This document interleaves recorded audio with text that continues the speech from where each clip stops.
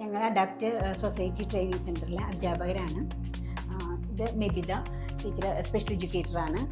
ദീപ സൈക്കോളജിസ്റ്റാണ്.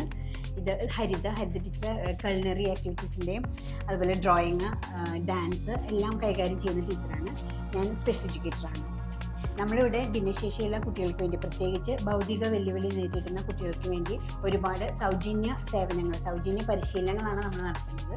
അതിൽ പ്രധാനമായിട്ടും special education ഉണ്ട്, സ്പീച്ച് തെറാപ്പി ഉണ്ട്, സൈക്കോളജിക്കൽ സപ്പോർട്ട് ഉണ്ട്. സൈക്കോളജിക്കൽ സപ്പോർട്ട് കുട്ടികൾക്കും മാതാപിതാക്കൾക്കും ഒരുപോലെ തന്നെ അവരുടെ ആവശ്യമനുസരിച്ച് നമുക്ക് ലഭ്യമാക്കുന്നുണ്ട്.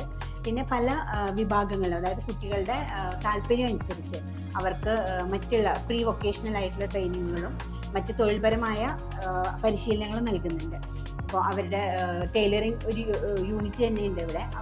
അവർ പല തരത്തിലുള്ള ടൈലറിങ്, അവർ സ്റ്റിച്ചിങ്ങും അതുപോലെ കട്ട് ചെയ്യാനും ഒക്കെ അവർ പരിശീലിക്കുന്നുണ്ട്.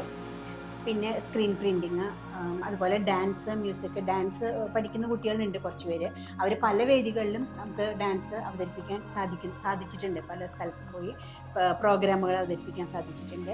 അതുപോലെ മ്യൂസിക്കുകളും അവർ ഒരുപാട് വേദികളിൽ അവർക്ക് അവതരിപ്പിക്കാൻ പറ്റിയിട്ടുണ്ട്. അതുപോലെ തന്നെ കുട്ടികളെ ഒരു സ്വയം പര്യാപ്തരാക്കാനായിട്ട് അവർക്കൊരു തൊഴിൽ ലഭിക്കാനായിട്ടുള്ള പരിശീലനങ്ങളും നമ്മൾ നൽകുന്നുണ്ട്. അപ്പോൾ ഒരു PSC ഇവിടെ രജിസ്റ്റർ ചെയ്തിട്ടുണ്ടായിരുന്നു.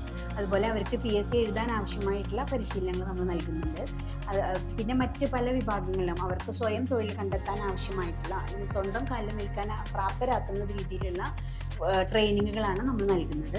അതുപോലെ നമ്മുടെ കുട്ടികളുടെ മാതാപിതാക്കൾ സാധാരണ അവർ പലപ്പോഴും വളരെയധികം സ്ട്രെസ്സും ടെൻഷനും അനുഭവിക്കുന്ന ഒരു സാഹചര്യത്തിലാണ് ഉണ്ടാവുക. അപ്പോൾ അവർക്ക് കൂടുതൽ സപ്പോർട്ട് കൊടുക്കാൻ വേണ്ടിയിട്ട് നമ്മൾ സൈക്കോളജിക്കൽ സപ്പോർട്ട് ഉണ്ട്. അതിന് പുറമെ അവരെ എൻ്റർടൈൻമെൻറ്റിൽ അതുപോലെ വായനയിലൊക്കെ കൂടുതൽ ഇൻവോൾവ് ചെയ്യിക്കാനായിട്ട് ശ്രമിക്കാറുണ്ട്. അപ്പോൾ നമ്മളിവിടെ ഒരു നല്ലൊരു വായനാമുറി തന്നെ ഒരുക്കിയിട്ടുണ്ട്. ഒരുപാട് പുസ്തകങ്ങളുള്ള മോട്ടിവേഷണൽ ബുക്കുകളും അതുപോലെ മറ്റ് നോവലുകളും മറ്റ് പല വിഭാഗങ്ങളിലുള്ള സാഹിത്യകൃതികളുള്ള ഒരു നല്ലൊരു ലൈബ്രറി ഉണ്ട്. അപ്പോൾ അവരത് ഉപയോഗിക്കാനായിട്ട് നമ്മളവരെ പ്രോത്സാഹിപ്പിക്കാറുമുണ്ട്. അതുപോലെ അവർക്ക് നമ്മൾ പല പരിപാടികളിലും അവരിവിടെ ഡാൻസ്, തിരുവാതിരയോ യോഗ, നൃത്തം, അങ്ങനെ പല പരിപാടികളും അവരിവിടെ പ്രാക്ടീസ് ചെയ്ത് പല വേദികളിലും അവർക്ക് അവതരിപ്പിക്കാൻ സാധിക്കുന്നുണ്ട്. അതന്നെ അവരുടെ ഒരു മാനസികമായ പിരിമുറുക്കത്തിൽ നിന്ന്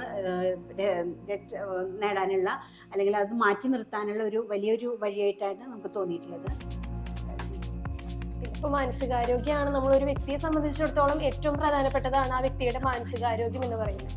അപ്പം നമ്മൾ ഓരോ ഇൻഡിവിജ്വൽസിനും ഡിഫറെൻ്റ് ആയിട്ടുള്ള കഴിവുകളായിരിക്കാം, ആഗ്രഹങ്ങളായിരിക്കാം, ഇഷ്ടങ്ങളായിരിക്കാം, അവരുടേതായ പ്രശ്നങ്ങളായിരിക്കും ഉണ്ടായിരിക്കുക. അപ്പോൾ അതിനെ അനലൈസ് ചെയ്തുകൊണ്ട് ഒരു ഗ്രൂപ്പായിട്ടൊരു ടീമിനെ നമ്മൾ പഠിക്കുന്നതിനേക്കാളും ഇൻഡിവിജ്വലി ഓരോരുത്തരുടെയും പിരിമുറുക്കങ്ങൾ, അവരുടെ പ്രശ്നങ്ങളെ മനസ്സിലാക്കിക്കൊണ്ട് അതിനെ പരിഹരിക്കാനായിട്ടുള്ള മുൻകൈയാണ് നമ്മളിപ്പോൾ അഡാപ്റ്റീവ് സൊസൈറ്റിയിൽ കുട്ടികൾക്കും അതുപോലെ തന്നെ അവരുടെ പാരൻസിനും. കാരണം ഇപ്പോൾ പാരൻസിന് സംസാരിക്കുമ്പോൾ അവർ ഇത്രയും നാളെ ഒരു കുട്ടിയെ ജനിച്ച അന്ന് മുതലേ മുന്നോട്ട് പോകുമ്പോൾ അവർ ഫേസ് ചെയ്തുകൊണ്ടിരിക്കുന്ന ഒത്തിരി പ്രശ്നങ്ങളുണ്ട്.